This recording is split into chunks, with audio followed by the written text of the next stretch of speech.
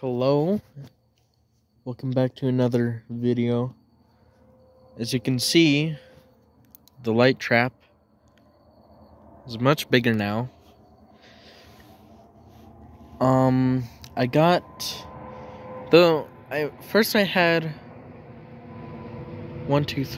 4 of those black lights. One of them went out, so I kept those 2 because they still work. But my dad also got 4 new ones. 1, 2, 3, 4. And then I found a nice big sheet in my room. So I hung it up.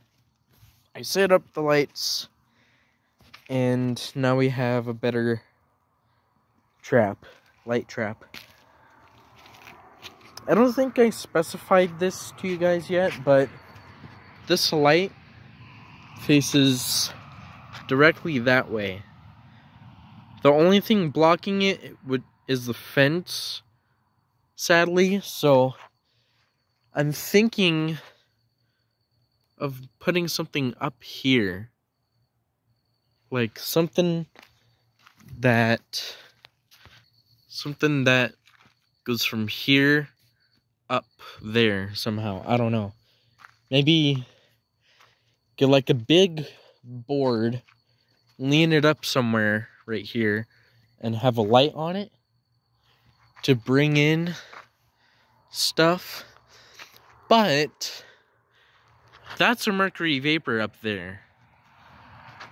And that is nice and high up. But there is a tree here blocking it, and then trees here blocking it. And then the roof is blocking it from that side, so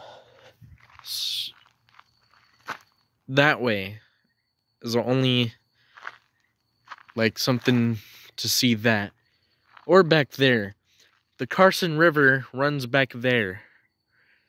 And along that river holds the host plant, or host plants, for a lot of the bugs that I've seen here. Lots of bugs, like the poplar sphinx and the white line sphinx. I don't know about the Carolina sphinx, but those probably are from people's gardens or something with tomatoes. And most people with gardens have tomatoes, so that will be the reason why they are so common. What else? Oh yeah, along the river, I've seen observations of willows, poplars, aspens, and birch, and as well as plants in the primrose family, and those is what the white line sphinx feeds on. And the white line sphinx is, I've seen 2 so far this year. I haven't seen any in a while. Maybe I'm thinking I might see one later tonight, because it is a really warm night. Oh, you got a Calosoma right there. Caterpillar hunter. It's a large ground beetle. It looks like a darkling beetle.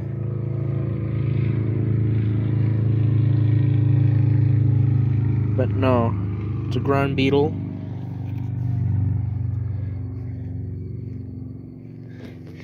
In the genus Calosoma. And they do fly. They mostly crawl. I never actually seen them fly. I've seen them hit the sheet though. Where did he go? It just vanished. Oh.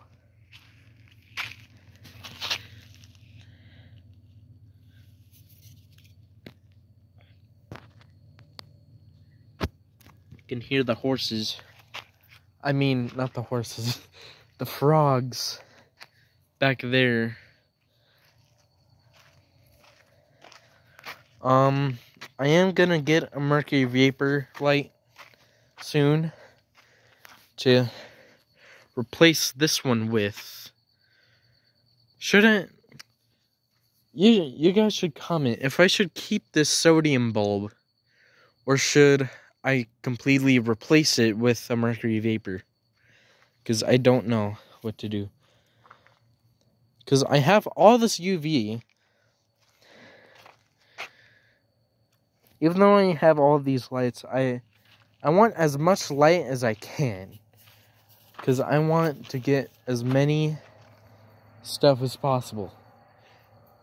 Because my goal is to get every species in Nevada. Or at least try to get most species of anything in Nevada. There's a lot of these midges. Lots of those.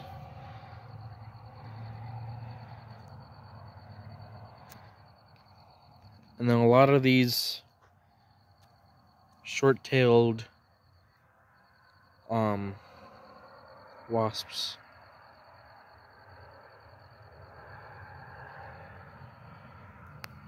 These are annoying. There's so many of them. Hundreds of them. That's the main thing that I see early in the year. There's one there. There's a few dead in here.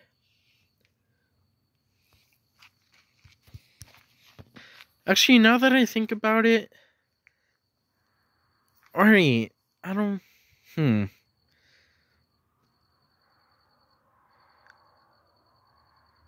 know. I think a white light. I think.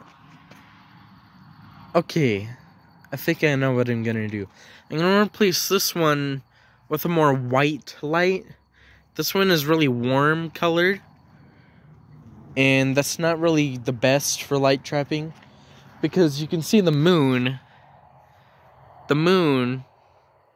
That's what moths go to fly around, and the moon is white. So a warm colored light isn't really good. Because, especially for some moths that don't really get attracted to lights that much. Artificial light. It's not really the best. So I'm going to replace that one with a white light. But a big white light. And then I'm going to hang a mercury vapor on this side.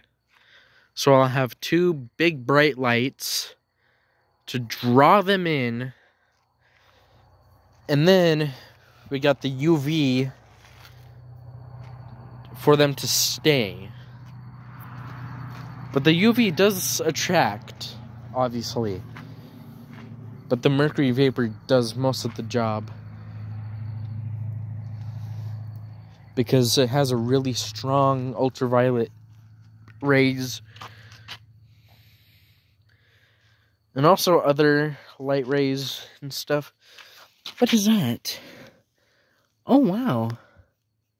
Okay, that's new. That's a new species. Wow. It's a wasp. It's an ichneumon wasp, like these other ones here.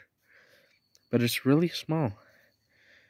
It's only about 3 or 4 or 5 centimeters long. Where is it? I lost it. There it is.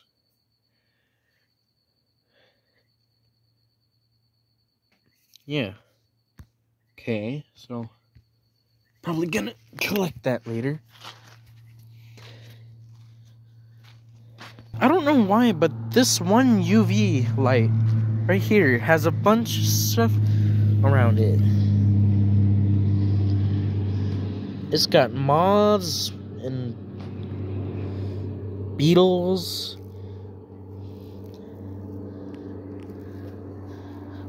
Some of the moths are dead. How did that happen? Some of these ones are dead. Oh, lacewing.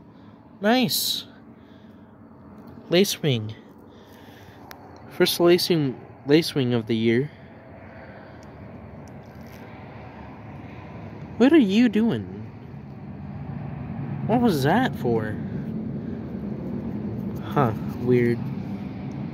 Oh, that's a big ichneumon wasp. Are those ants? They are ants. Huh. They came out of nowhere. There's a lot of these little beetles. There's one right there.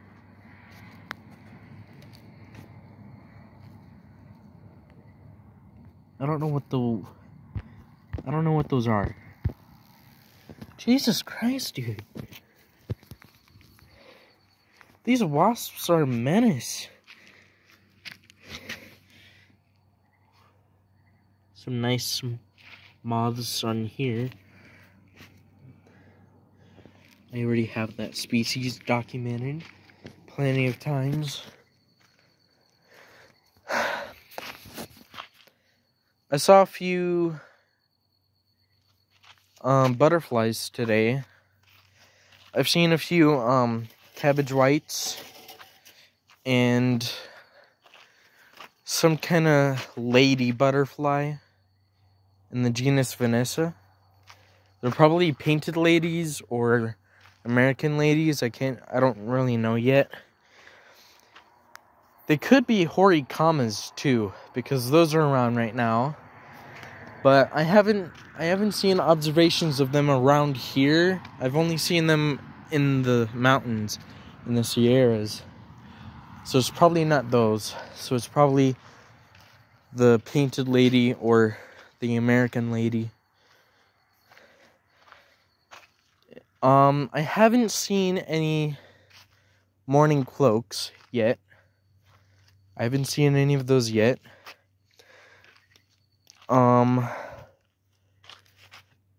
They don't really go to flowers that much, but most of the time I see them on the apple tree flowers, apple tree blooms. And you have 3 apple trees right there.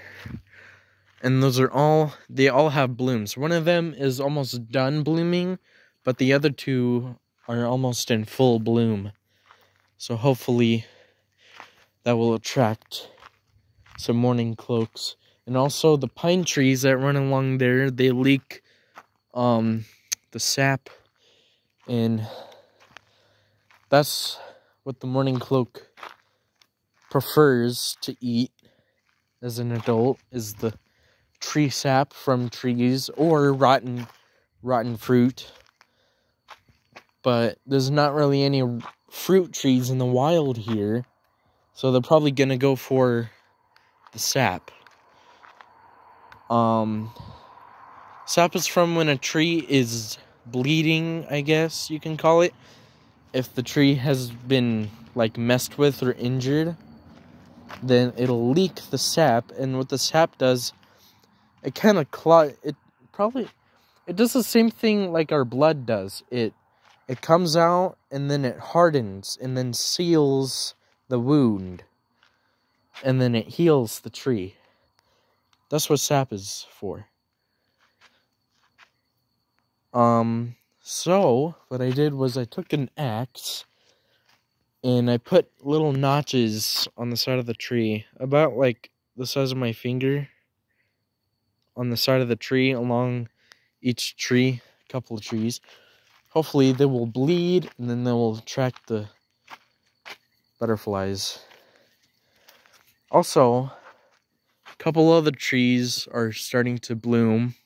These elm trees are starting to, I don't really know. Do they even have flowers? I don't know, because let's take a look. I guess it already flowered, because as you can see, these are already the seeds. There's the seeds that fall down. and then they twirl around and fall somewhere. Are these the flowers though?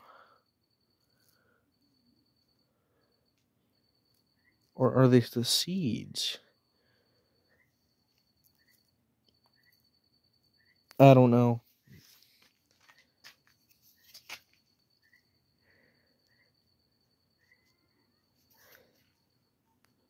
Donkeys. I haven't heard them in a while.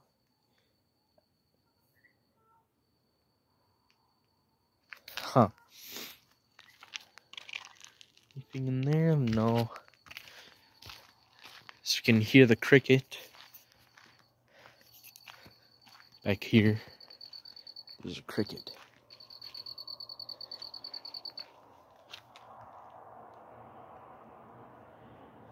There's a cricket. Pond looks good. I haven't got any water bugs in here yet. Well, I did one time earlier, a few days ago, but I haven't got any others since. I actually put that one in here, but he just disappeared.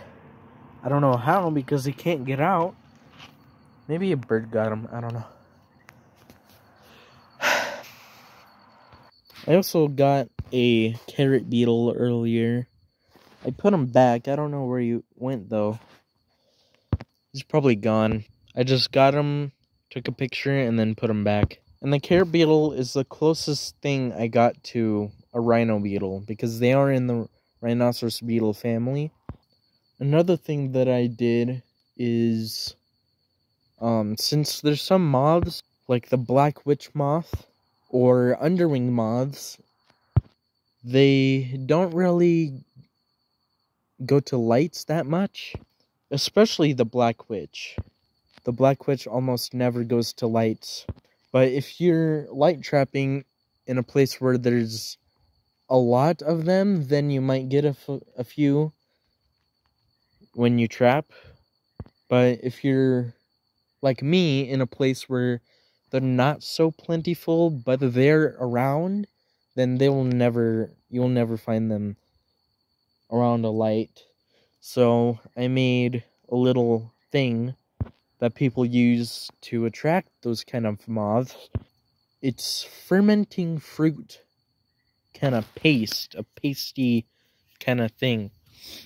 So what I did was I took old mango juice, poured it in the bag, put apples, cut them up really thin pieces, small pieces, put them in there, mix it up. I took three apples, and then half a bottle full of mango juice, as well as half a bottle of brown sugar, mixed that up, and then I took 3 bananas, 3 big bananas, they're really big, and then cut them up, matched them up with my hand, throw them in there, and then what you do is cook it, and cooking it will take the sugar and harden it, kinda.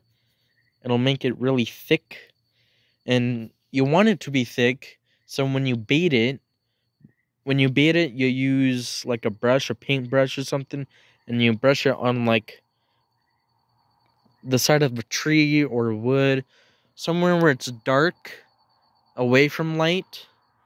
I'm gonna do it back by the fence when I'm done. On the outside of the fence, though, not on the inside where my property is. I'm gonna do it on the outside because it's more open, so the scent will go out.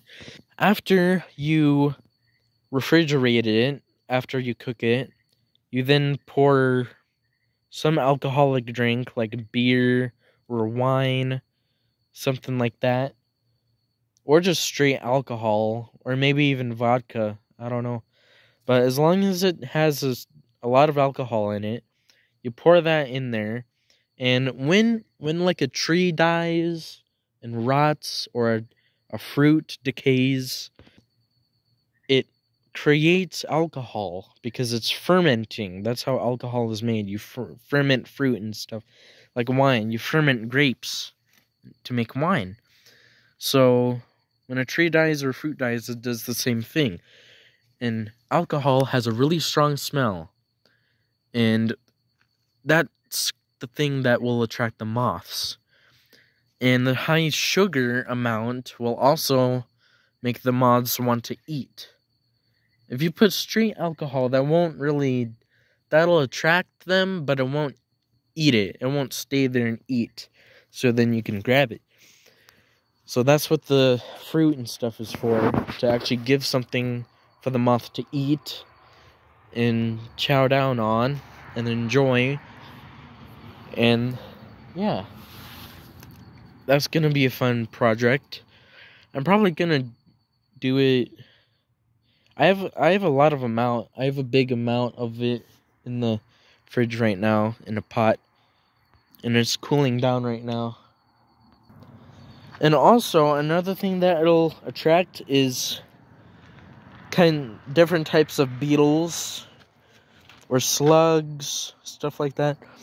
We don't have any slugs here. It's too dry. It's too high of a climate for any kind of mollusk. So, no slugs, which is good. If you're wondering why this pot is here, it's for water bugs. Because water bugs, Lahontan Reservoir is not that far from here, so they got a lot of water bugs flying around. And they go long ways. Not a lot of people know that they all fly. All water-dwelling insects fly. Like mayflies, Dobson flies, those big flies with the big chompers that you guys get in the east. Or if you're in Texas, you might get them.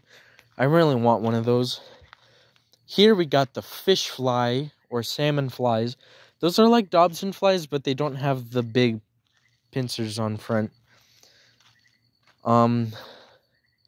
Those are in the water, as well as mosquitoes, and midges. These are aquatic. That's why we have so much of them. If you're light trapping and you get a bunch of those, chances are you're gonna get a bunch of water bugs too, because they fly long distances. Especially desert dwelling species like here. They fly long distances for water so they can breed, because they breed in the water. They lay eggs on the algae and stuff, and then the larvae feed on the algae. Oh my god. Oh my god. That is just a pile of midges. That's all one of these. Each one is one of those. But thousands of them. Oh my god. That is crazy. Oh, here too. Watch out for these moths on the ground. I don't want to step on them. There's a big pile of them there.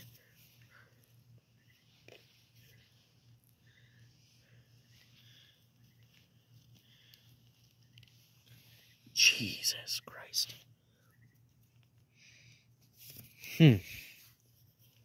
That is crazy.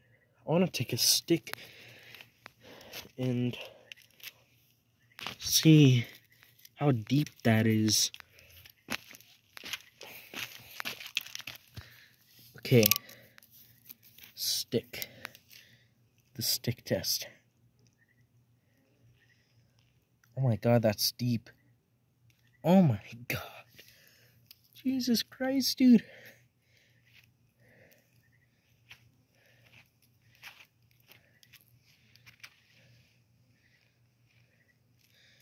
That is just insane. Oh my god, it's wet. Ew, I don't like that. That's weird. God damn. That is crazy. Oh man. So yeah, that baiting thing that I'm gonna do is gonna be fun. especially for National Moth Week this year. I'm really hoping for that to be really good this year, as it was last year. Because last year, I got a lot of views on a couple videos. Only one video got like a couple thousand views. I don't know why just that one video got that many views, but it did. Maybe you can see some of my clips in like Instagram Reels or something, or TikToks. If like I see something really crazy, or like if I explain what it is in a funny way, then you might get a lot of views. Yeah, that's about it. 26 minutes? Oh my god. But yeah, Lighttrap is going good. I have plans for the summer. I have plans for National Moth Week. I have many trips that I want to do this year. And, yeah, let's hope all goes well and I can get a few hundred more species. So, yeah, goodbye.